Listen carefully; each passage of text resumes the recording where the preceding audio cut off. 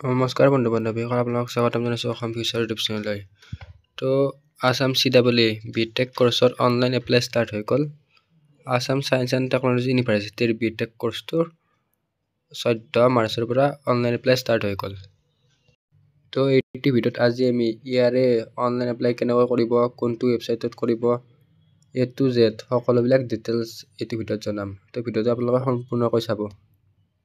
তো আপোনালোকে গুগলত astu.ac.in বুলি সাৰ্চ কৰিব লাগিব। তাৰপিছত এনেকুৱাকৈ ইণ্টাৰফেচ আহিব।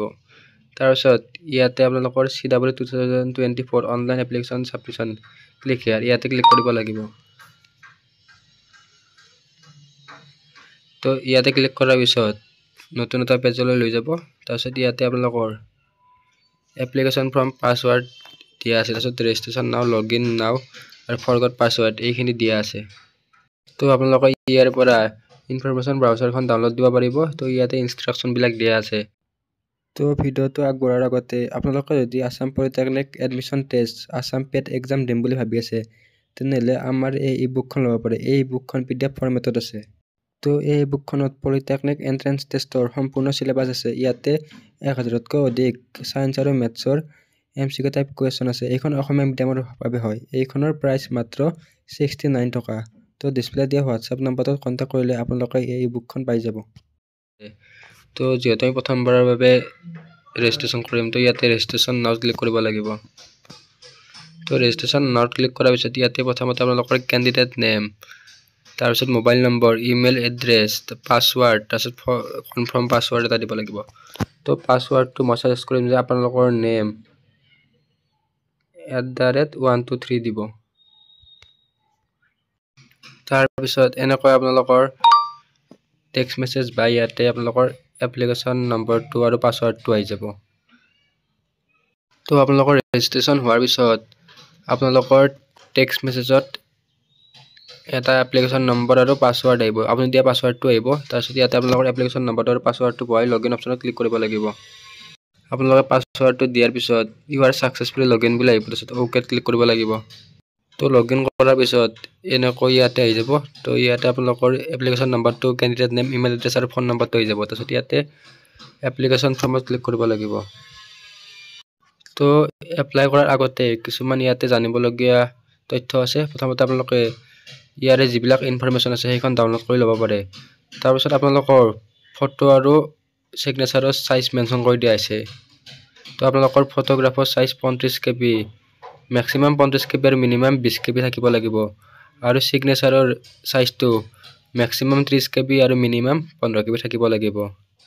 আৰু আপোনালোকৰ ফটোগ্ৰাফ আৰু ছিগনেচাৰটো JPG আৰু JPEG ফৰ্মত থাকিব লাগিব। তো আপোনালোকে ফটোৰ চাইজ কমাবৰ কাৰণে ফটোৰ চাইজ ৰিডিউচাৰ বুলি গুগলত চাৰ্চ কৰিব। তাতে বহুতকেইটা ৱেবছাইট আহিব। তো তাৰ পৰা আপোনালোকে যিমান চাইজৰ ফটো লাগে তো বনাই ল'ব পাৰিব। আৰু আপোনালোকে যিটো পাছৱৰ্ড দিছে সেই পাছৱৰ্ডটো মনত ৰাখিব।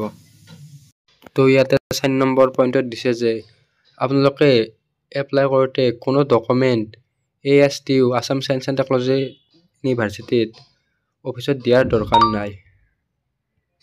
কিন্তু আপোনালোকে ইয়াৰে যিখন এপ্লিকেশ্যন ফৰ্ম আছে সেইখন প্ৰিণ্ট আউট কৰি থ'ব লাগিব। কাৰণ এই এপ্লিকেশ্যন ফৰ্মখন কাউন্সেলিঙৰ টাইমত বা এডমিশ্যনৰ টাইমত প্ৰয়োজন হ'ব।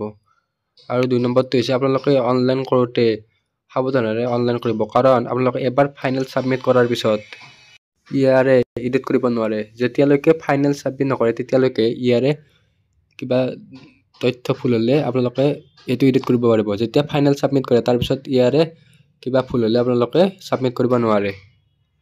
আৰু যদি কিবা কাৰণত আপোনালোকে ৰিজেক্ট হয় তেনেহ'লে Assam science and technology university ইয়াৰ কাৰণে ৰেছপঞ্চিবল নহয়।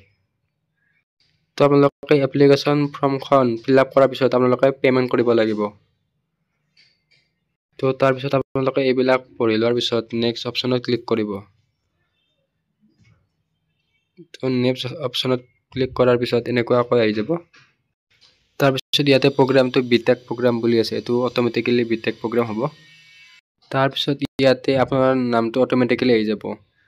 তাৰপিছত ইয়াতে আপোনালোকৰ ফাদাৰ নেম, মাদাৰ নেম, তাৰপিছত ডেট অফ বাৰ্থ দিয়াৰ পিছত এজটো অট'মেটিকেলি আহি যাব। তাৰপিছত ইয়াতে আপোনালোকৰ এক্সাম চেণ্টাৰ আছে, এক্সাম চেণ্টাৰটো ক্লিক কৰিব লাগিব। আৰু নেক্সট জেণ্ডাৰ, তো জেণ্ডাৰত বহুতৰ কনফিউজ লাগে। ইয়াৰে যি ওপৰৰ অপশ্যনটো আছে, ওপৰৰ অপশ্যনটো মেলৰ কাৰণে, আৰু যিটো মেলত দিয়া আছে সেইটো ফিমেলৰ কাৰণে। মানে ওপৰৰ এইটো মেলৰ কাৰণে, এইটো ফিমেলৰ কাৰণে। তো আপোনালোকে এইটো চাই ল'ব। আৰু তাৰ পিছত দিছে আৰু এই পাৰ্মানেণ্ট ৰেচিডেণ্ট অফ আছাম, তো অসমৰ বাসিন্দা হয়নে নহয় সুধিছে। তো আপোনালোকে ইয়াতে য়েছ কৰি দিব।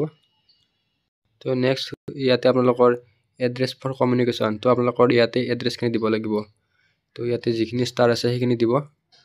তো ইয়াতে আপোনালোকৰ পিনক'ড দিব, চিটি দিব, ডিষ্ট্ৰিক্ট, ষ্টেট, নেশ্যনেলিটি, তাৰপিছত STD কোড নিদিলেও হ'ব। তাৰপিছত টেলি নম্বৰ নিদিলেও হ'ব। তাৰপিছত মোবাইল নম্বৰটো অট'মেটিকেলি ইয়াতে আহি যাব আৰু ইমেইলটো আহি যাব। তাৰপিছত ইয়াতে আপোনালোকৰ কেটেগৰী চিলেক্ট কৰিব লাগিব। তো আপোনালোকে যি কাষ্টৰ পৰা বিলং কৰে সেই কাষ্টটো ইয়াতে ক্লিক কৰিব। আৰু ইয়াতে OBC চিলেক্ট কৰিলে ইয়াতে লিখা আছে যে আপোনালোকৰ OBC NCL চাৰ্টিফিকেটখন লাগিব। যদি NCL চাৰ্টিফিকেটখন নাথাকে তেনেহ'লে আপোনালোকক আনৰিজাৰ্ভ কেটেগৰীত ধৰিব। তো আপোনালোকৰ OBC NCL চাৰ্টিফিকেটখন উলিয়াই ল'ব। আৰু যদি আপোনালোকৰ ইয়াতে NCC কৰা বা এনেকুৱা ধৰণৰ হয় দেন ইয়াতে যিটো আছে সেইটো ক্লিক কৰিব। তাৰপিছত EWS থাকিলে EWSত এছ কৰিব, নাথাকিলে ন কৰিব। নেক্সট আপোনালোকক সুধিছে আৰু ডিপ্ল'মা হোল্ডাৰ ইন ইঞ্জিনিয়াৰিং। যদি আপোনালোকৰ ইঞ্জিনিয়াৰিং ডিপ্ল'মা আছে দেন ইয়াতে এছ কৰিব আৰু নাথাকিলে ন কৰিব। আৰু নেক্সট তাৰপিছত সুধিছে আপোনালোকে হাই ছেকেণ্ডেৰীত গ্ৰেছ মাৰ্ক আছেনে নাই। তো যদি গ্ৰেছ মাৰ্ক আছে দেন এছ দিব, নাই যদি ন দিব। আৰু যদি আপোনালোকে এইবাৰ হাই ছেকেণ্ডেৰী দিছে তেনেহ'লে ৰিজাল্ট এৱেইটেড বুলি দি দিব। তো যিসকলৰ ৰিজাল্ট দিয়া নাই সেইবিলাকে ৰিজাল্টৰ ৱেইট কৰি আছে, তো সেইটো দি দিব। আৰু যদি আপোনালোকৰ ডিগ্ৰী আছে যেন BSc পাছ তেনেহ'লে এছ দিব আৰু নহ'লে ন দিব। আৰু ইয়াতে সুধিছে যে আপুনি ক্লাছ 7ৰ পৰা 10লৈকে গভৰ্ণমেণ্ট স্কুলত পঢ়িছে নেকি সেৱাৰ আণ্ডাৰত। আৰু ক্লাছ 11 আৰু 12ত আপোনালোকে ষ্টেট গভৰ্ণমেণ্টৰ স্কুলত পঢ়িছে নেকি। যদি পঢ়িছে এছ দিব, যদি পঢ়া নাই ন দিব। যিহেতু ইয়াতে ফটোৰ আপোনালোকে চাইজ, তাৰপিছত হাইট, ৱেইট এইবিলাক মিলাব লাগিব। তো তাৰ কাৰণে আপোনালোকে পিকচাৰ ইউজ কৰিব পাৰে, নহ'লে গুগলতো কৰিব পাৰে। তো গুগলত দেখাই দিওঁ কেনেকৈ কৰিব। তো গুগলত আপোনালোকে ইয়াতে চাৰ্চ কৰাৰ পিছত এনেকুৱাকৈ বহুতকেইটা ৱেবছাইট পাব। তো ইয়াতে মই প্ৰথম ৱেবছাইটটো ক্লিক কৰিম। তো ৱেবছাইটটোৰ নাম হৈছে কাউণ্টিং কেৰেক্টাৰ্ছ। তো ইয়াতে আপোনালোকৰ ফটোটো চিলেক্ট কৰি ল'ব। তো মই ইয়াতে ফটোটো চিলেক্ট কৰি ল'লোঁ। তাৰপিছত ইয়াতে আপোনালোকৰ ৱেইট আৰু হাইটটো দি দিব। তো মই ইয়াতে মিলাই ল'লোঁ। তাৰপিছত ৰিচাইজ ইমেজত ক্লিক কৰিলোঁ। তাৰপিছত ইয়াতে অলপমান সময় লাগিব, তাৰপিছত ফটোটো হৈ যাব। তো ইয়াতে হৈ গ'ল ফটোটো। তো ইয়াতে ডাউনলোড ৰিচাইজ ইমেজত ক্লিক কৰিলে ফটোটো ডাউনলোড হৈ যাব। এনেকৈ আপোনালোকৰ ইয়াতে ছিগনেচাৰটো মিলাব পাৰে। ছিগনেচাৰটোত 160 দি দিলে হ'ল। তো ৰিচাইজ ইমেজত ক্লিক কৰি কিনে মিলাই ল'লোঁ।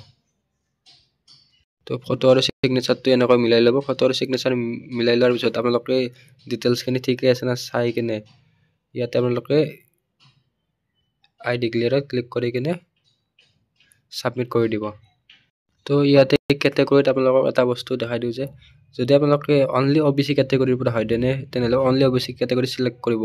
আৰু যদি ইয়াৰে OBCৰ মৰাণ মতাক হয় দেন ইয়াতে ক্লিক কৰিব। যদি অনলি OBC হয় দেন ননত ক্লিক কৰিব।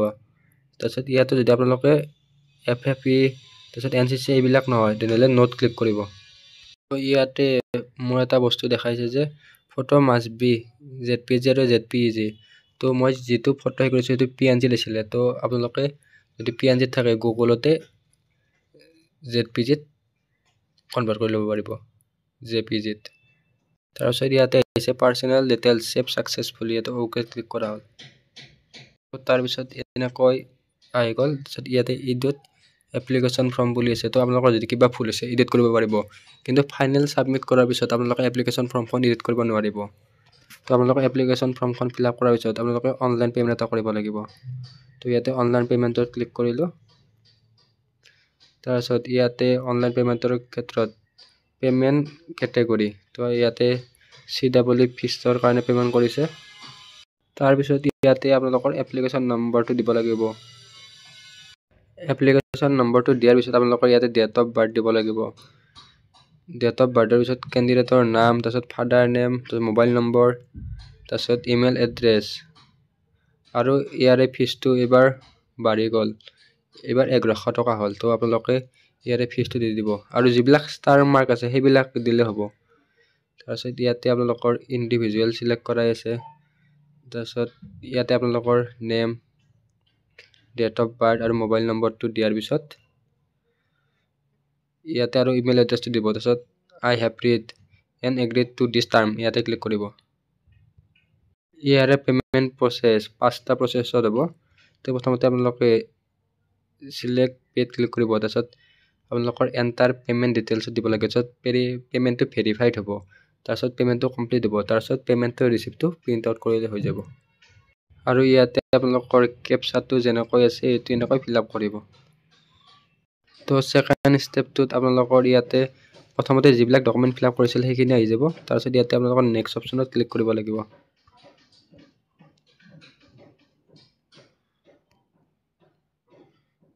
নেক্সট অপশ্যনত ক্লিক কৰাৰ পিছত আপোনালোকৰ ইয়াতে ষ্টেট বেংক অফ ইণ্ডিয়াৰে পে'মেণ্ট কৰিব পাৰিব, নহ'লে আদাৰ বেংক ইণ্টাৰনেট বেংকিং আছে। তো ইয়াতে যদি আপোনালোকে ষ্টেট বেংক অফ ইণ্ডিয়াৰ নেট বেংকিঙেৰে পে'মেণ্ট কৰে দেন আপোনালোকৰ বেংক চাৰ্জ 11 টকা কাটিব। আৰু বেলেগ বেংকত থ্ৰুতে নেট বেংকিং কৰিলে 17 টকা 7 পইচা চাৰ্জ কাটিব। তাৰপিছত আপোনালোকে কাৰ্ড ইউজ কৰিব পাৰে, ক্ৰেডিট কাৰ্ড, ডেবিট কাৰ্ড। তো আপোনালোকৰ যদি ৰুপেৰ ATM কাৰ্ড আছে দেন আপোনালোকৰ বেংকৰ 1 টকা চাৰ্জ নাকাটে। আৰু ক্ৰেডিট কাৰ্ডেৰে কৰিলে আপোনালোকৰ 12 টকা 98 পইচা কাটিব। আৰু ইয়াতে আপোনালোকে UPI ইউজ কৰিব পাৰে। তো UPIত কোনো ধৰণৰ চাৰ্জ নাকাটে। তো কিন্তু UPIৰ এটা প্ৰব্লেম আছে, ৰাতি আপোনালোকে 10:30টাৰ পৰা 11:30লৈকে UPI কৰিব নোৱাৰিব। তো বাকী সময়ত দিনত কৰিলে আপোনালোকে বা দিনত বা গধূলি কৰিলে আপোনালোকে UPI কৰি ল'ব। তো UPIত ইজিও হ'ব, আপোনালোকে পেটিএমেৰেও কৰিব পাৰিব। আপোনালোকে UPIত ক্লিক কৰিলে এনেকৈ আপোনালোকৰ ইণ্টাৰফেচ আহিব। তো ইয়াতে ৰেফাৰেঞ্চ নম্বৰ এটা থাকিব। তাৰপিছত আপোনালোকে ইয়াতে VPA ক্লিক কৰিব পাৰে, নহ'লে আপোনালোকৰ QR কোডটো স্কেন কৰিব পাৰে। ইয়াতে যি আপোনালোকৰ QR কোড আছে তো QR কোডত ক্লিক কৰি কিনে তো ইয়াতে QR কোডখন আহি গৈছে আৰু টাইমো আহি গৈছে। তো QR কোডখন স্ক্ৰীনশ্বট মাৰি আপোনালোকে গুগল পে', ফোনপে' যি আছে সেয়াৰে পে'মেণ্ট কৰি দিব পাৰে। পে'মেণ্টটো কমপ্লিট হোৱাৰ পিছত আপোনালোকে ৰিচিপ্টটো প্ৰিণ্ট কৰি ল'ব। তো ইয়াৰ ওপৰত মই আৰু ষ্টেপ নাযাওঁ, মানে আপোনালোকে পে'মেণ্টখিনি নিজে কৰি ল'ব। তো আপোনালোকৰ পে'মেণ্ট ছাকচেছ হোৱাৰ পিছত ইয়াতে পে'মেণ্টটো ছাকচেছফুল হোৱা বুলি আহিব। তাৰপিছত এপ্লিকেশ্যন প্ৰিণ্ট বুলি আহিব। তো এপ্লিকেশ্যনখন প্ৰিণ্ট কৰি ল'ব। আৰু কেতিয়াবা আপোনালোকৰ যিটো অনলাইন পে'মেণ্ট আছে সেইটো কৰোঁতে কেতিয়াবা ছাকচেছ হওঁতে 1-2 দিনৰ সময় লাগে। তো 48 ঘণ্টাৰ ভিতৰত ইয়াৰে অনলাইন পে'মেণ্টটো ছাকচেছ হৈ যাব। তো ইয়াতে মোৰ পে'মেণ্ট ষ্টেটাছ পেণ্ডিং দেখাই আছে, কাৰণ মই ইয়াৰে অনলাইন পে'মেণ্টটো কৰা নাই। তো ইয়াৰে পে'মেণ্ট কৰোঁতে কেতিয়াবা 1-2 দিন সময় লয়, আপোনালোকে সেইটো চাই ল'ব। মানে বহুতে পে'মেণ্ট কৰাৰ পিছত যেতিয়া ইয়াতে ছাকচেছ নেদেখুৱায় তো বহুতে পেনিক হৈ যায়। সেইকাৰণে আপোনালোকে 1-2 দিন সময় ৱেইট কৰিব। তো ভিডিঅ'টো আপোনালোকে সম্পূৰ্ণকৈ চালে বুলি আশা ৰাখিল। তো ভিডিঅ'টোত A to Z পুৰা ষ্টেপবিলাক বুজাই দিয়া আছে। আপোনালোকে ষ্টেপবিলাক ভালকৈ বুজি ইয়াৰে অনলাইন কৰিব, কাৰণ এবাৰ ফাইনেল ছাবমিট হোৱাৰ পিছত আপোনালোকে ইয়াৰে পুনৰ এডিট কৰিব নোৱাৰিব। তো ভালকৈ ভিডিঅ'টো চাই আপোনালোকে বুজি কিনে ইয়াৰে অনলাইন এপ্লাই কৰিব। তো আশা কৰোঁ ভিডিঅ'টো আপোনালোকে চাই ভাল পালে। তো ভিডিঅ'টো আপোনালোকৰ বন্ধুবৰ্গৰ সৈতে শ্বেয়াৰ কৰি দিব আৰু আমাৰ চেনেলটো ছাবস্ক্ৰাইব কৰি কাষত থকা বেল আইকনটো অন কৰি থৈ দিব। লগতে আমাৰ হোৱাটছএপ গ্ৰুপত জইন হৈ ল'ব। তো নেক্সট CWC ন'টিছ আহে, তো সেইবিলাক ন'টিছ পাবৰ কাৰণে আপোনালোকে চেনেলটো ছাবস্ক্ৰাইব কৰি বেল আইকনটো অন কৰি থৈ দিব। আৰু ইয়াৰে যিটো ইনফৰমেশ্যন ব্ৰাউচাৰৰ ডিটেইলছ আছে তো সেই নেক্সট এটা ভিডিঅ'ত জনাই দিম। ধন্যবাদ।